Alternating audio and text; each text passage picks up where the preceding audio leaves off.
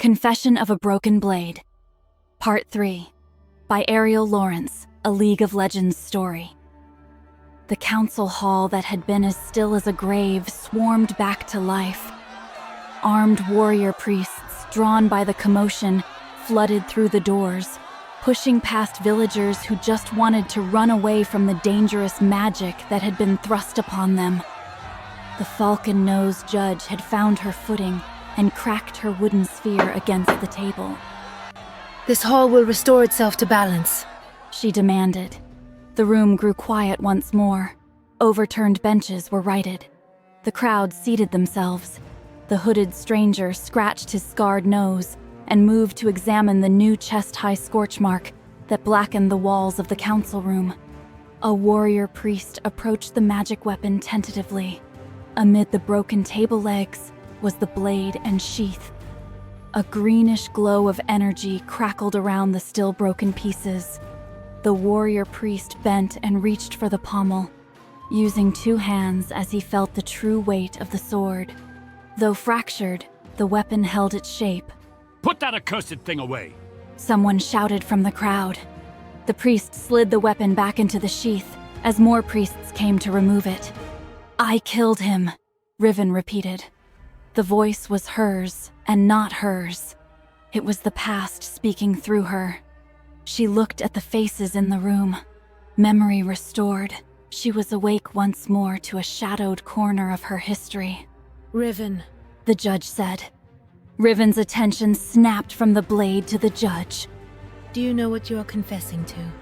she asked. Riven nodded. "Why did you do this?" "I do not remember." The words were all she had to offer. Because of her bound hands, Riven could not wipe away the silent tears that ran down her jaw. The judge stared hard, waiting for more to reveal itself, but when nothing came, she motioned to the bailiff.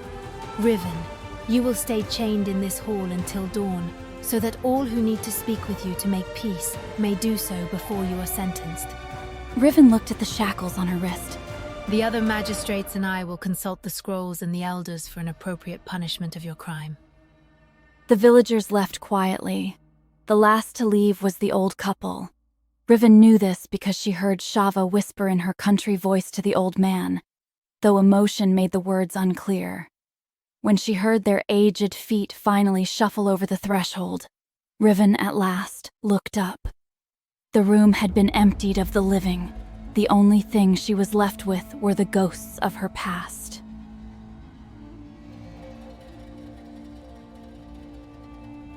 The midnight air was cold and clear. The full moon held a ring of frost high in the dark sky. The light streamed in through the hall's still open doors, but did not reach the shadows which held Riven at the back of the room. None of the crowd had come inside during the day to make their peace.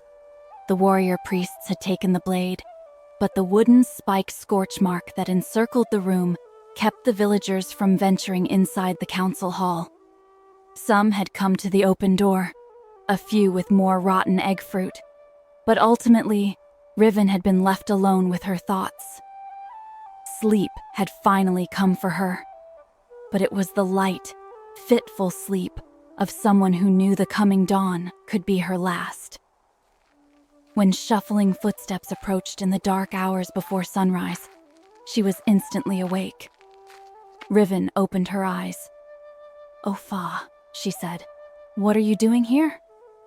The old man crouched down next to her slowly and unrolled a soft cloth full of tools. Riven recognized the metal instruments as the ones he used to fix the long blade to the plow. "What does it look like I'm doing, child?" The silhouette of the moonlight deepened the wrinkled edge of his face, but the gloom of the shadows where the two of them sat did not touch him the way Riven had thought they would. "You are stubborn in your wish to die. He chided her. That is not how you will find balance." He worked the shackles at Riven's wrist and ankles. Riven did not push him away and tell him to go home as her mind insisted. Her selfish heart would not let her. If the old man was the last person she would sit beside in this life, Riven wanted the moment to go on as long as it could. She sat this way for a few minutes until she heard footsteps on the gravel outside the hall. Riven looked to Asa. He was smiling, dangling the opened cuffs before her like a child's toy. Ofa, quickly you must hide. Someone is coming. The edge to Riven's voice was sudden and sharp, and left no room for argument.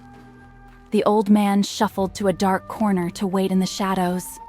Riven bowed her head again in the practiced pose of sleep. She let her hair fall in front of her face, but kept her eyes open.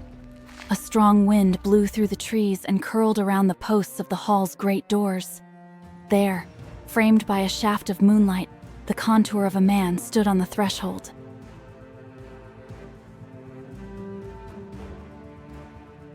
The stranger's mantle was now pushed back fully from his face and hung loosely over his shoulders, leaving his blade and metal pauldron clearly outlined.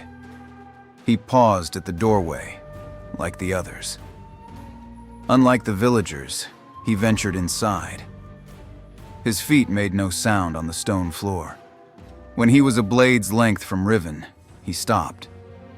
He reached behind his back and retrieved a leather scabbard with harsh runic writing carved into it.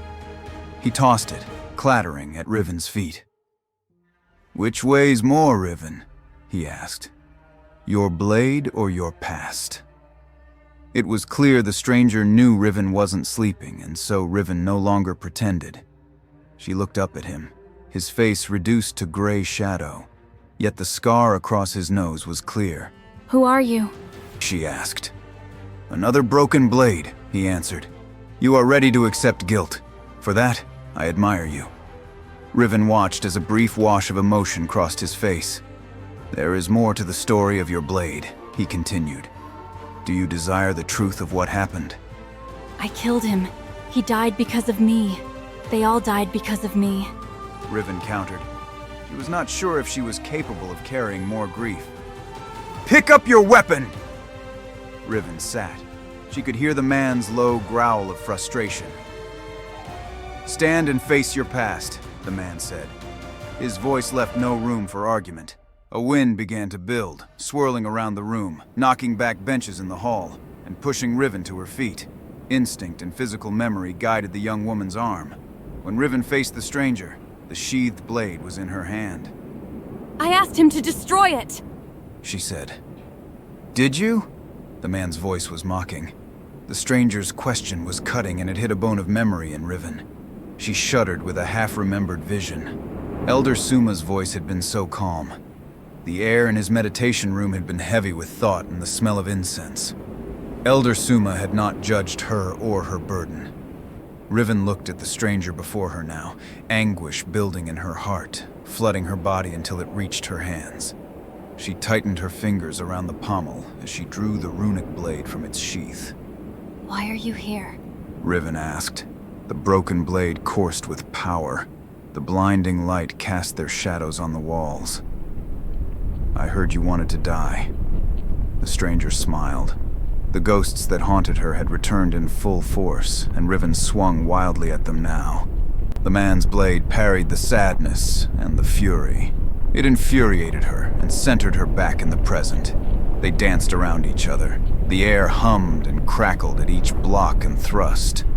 "I came here to kill my master's murderer." He was breathing hard through gritted teeth. "I came here to kill you." Riven laughed, tears in her eyes. Then do it!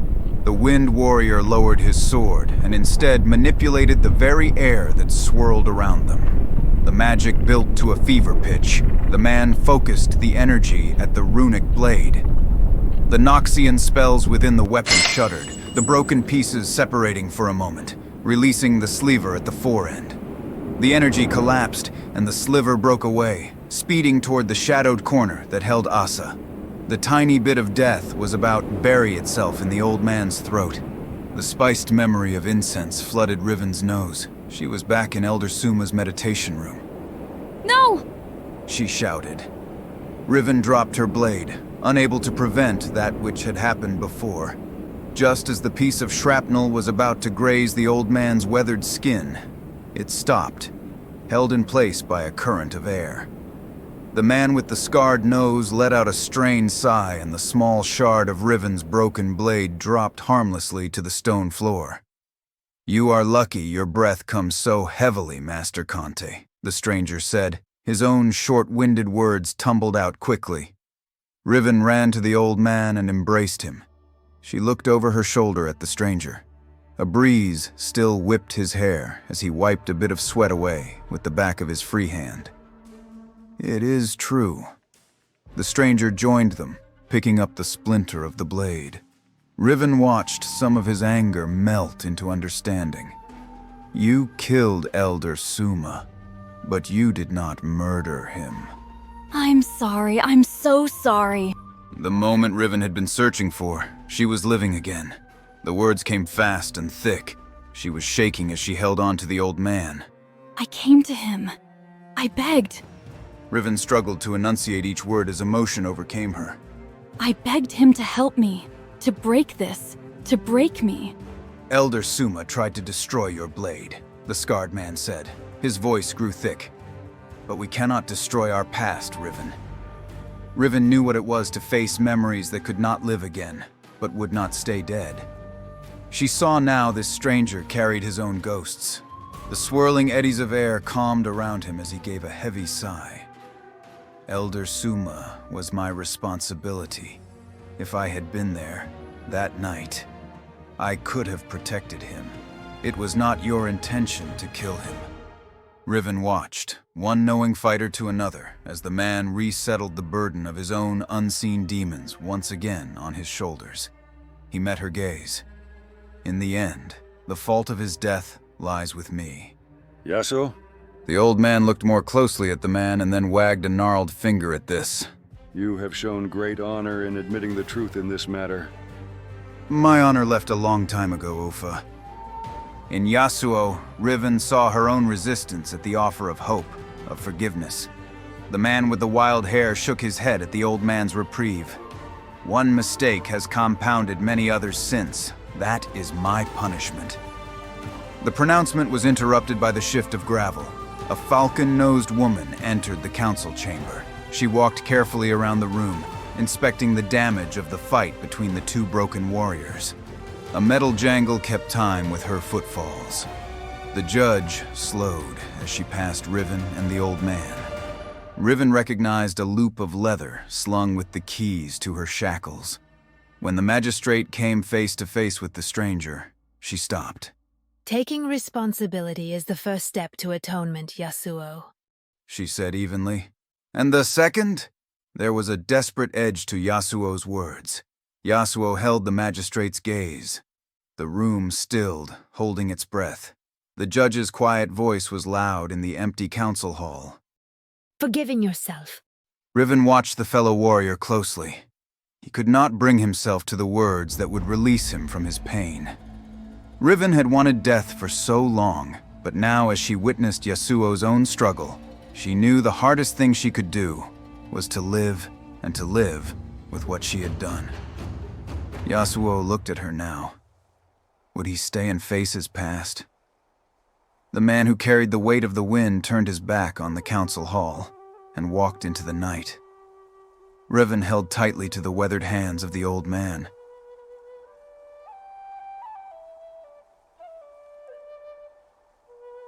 Sunrise was cool, but there was a thickness in the blanket of clouds that hinted the day would turn warm and humid. When the warrior priest and the hawk-faced judge with the leather loop of keys had come to collect Riven, the judge had raised one slender eyebrow at the neatly piled shackles still on the floor. Riven stood on her own and walked out of the hall to face her future. The other magistrates had gathered the waiting villagers in the square outside the council hall. Riven assumed none of them wished to be confined with her or her runic blade. A cool breeze now tugged at the plaits of the judge's hair. Upon examining the evidence and consulting with the elders, the Noxian woman will stand for her crimes. The judge began. Riven bristled at the inclusion of the land of her birth. She watched as Shava and Asa leaned on each other. Though easy to carry out, a sentence of death does not keep the world in balance. The head magistrate continued. It does little to repair the destruction a crime rips through a community. The people of the village nodded in sober agreement. Riven took in their faces, noticing a pattern to the many who were missing. Fathers and mothers to the young, sons and daughters of the old. Instead, this council seeks a longer, harsher sentence. The judge continued. We will see that Riven, the exile, mends that which she has broken. The judge looked down her falcon nose at Riven. It will be a punishment of hard labor. The judge announced.